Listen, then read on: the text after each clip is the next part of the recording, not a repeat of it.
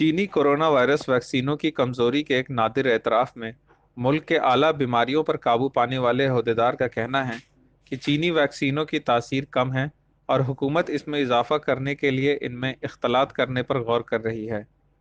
चीन के बीमारियों पर काबू पाने वाले चीनी सेंटर के डायरेक्टर गौ फू ने जनूबी मगरबी शहर चेंगदू में मुनक़द एक कॉन्फ्रेंस में कहा कि चीन वैक्सीनों के तहफ़्फ़ुज़ की शरह बहुत ज़्यादा नहीं है।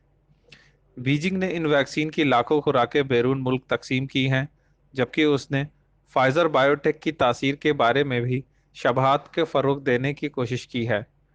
इतवार को एक न्यूज़ कॉन्फ्रेंस में अहदेदारों ने गांव के तबसरे या सरकारी मंसूबों में मुमकिन तब्दीलियों से मुतालिक सवालात का बराह रास्त जवाब नहीं दिया। माहिरीन का कहना है कि मिलावट वाली वैक्सीन या तरतीबवार हिफाजती टीकों से तासीर में इजाफा हो सकता है।